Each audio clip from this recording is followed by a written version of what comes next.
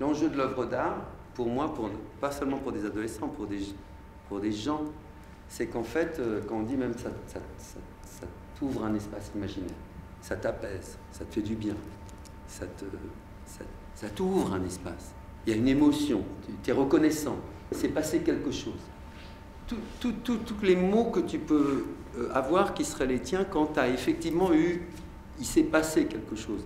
Eh bien, il te redonne une manière de pouvoir appréhender ta vie avec une nouvelle, je ne sais pas si c'est énergie, une nouvelle qualité. Enfin, il y a une régénérescence, il y a quelque chose qui renaît un peu ou qui grandit, où il y a une nouvelle énergie. Est-ce que c'est une foi? Est-ce que c'est... Tout ça, je pense que c'est assez indicible, honnêtement. Mais je ne pense pas qu'on résume la situation en disant « Bon, bah, ça m'a plu, c'était, tu vois, un distrait, enfin, un divertissement. » Ça n'est pas que ça. Ça, si ça existe parfois, tant mieux, c'est très bien, on en a besoin. Mais il y a parfois des expériences un peu plus constitutives, un peu plus remuantes. Elles vont t'aider à vivre, je ne sais pas comment dire, même silencieusement. Et peut-être c'est infinitésimal. C'est-à-dire, ça confirme des choses que tu crois, que tu ressens, par exemple.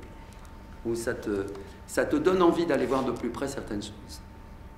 Qui sont, soit elles sont évoquées au plateau, ou le plateau te fait penser. Vous comprenez ce que j'essaie de dire? Ça, cette expérience-là, je trouve qu'il faut l'offrir à tous ceux et celles dont vous vous dites subjectivement, tiens, il ou elle pourrait voir ça, on ne sait jamais, ça peut peut-être, tu vois, lui dire. Pourquoi je vous dis tout ça? Je finis, bon, après j'en parlerai plus, c'est que je suis autodidacte, moi. C'est-à-dire que j'ai commencé mon métier à 20 ans.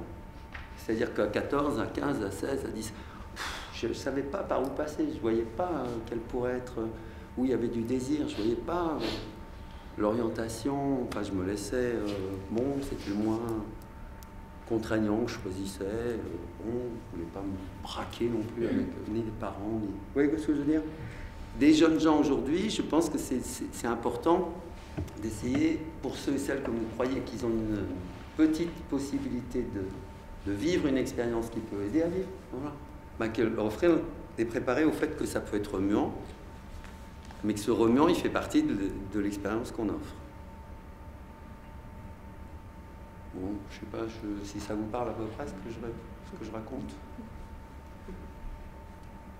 Donc dans Rhapsodie des Mondes, ce qui est sûr, c'est que moi j'ai eu le sentiment, si vous voulez, en engageant au-delà de Rhapsodie des Mondes le chantier 2014-2018, que comme on allait voir passer un centenaire, une commémoration sur la guerre de 1914, les manières d'évoquer ces commémorations pouvaient être un formidable écran, c'est-à-dire que ça pourrait ne servir à rien.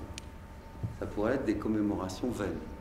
Parce qu'en fait, on ne réveillait pas des niveaux de conscience de pourquoi il y a eu la guerre. Et qu'en disant ça, je suis hors sujet, bon, parce qu'on va travailler sur Rapport pour une académie.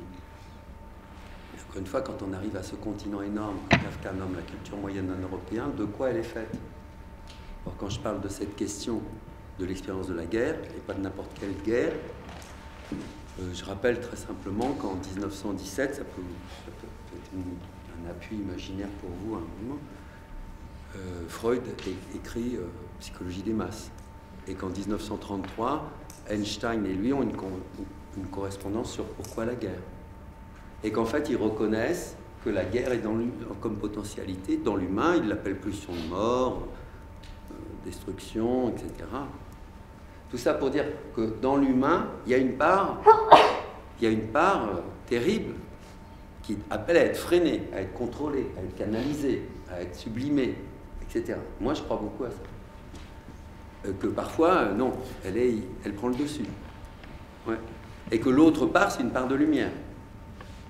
Bon, et qu'il revient à instruire, pour ma part, modestement mais rigoureusement, qu'on est toujours avec ces deux potentialités et que c'est une bataille pour aller toujours plus du côté de la lumière, si on souhaite aller du côté de la lumière, du côté du sombre.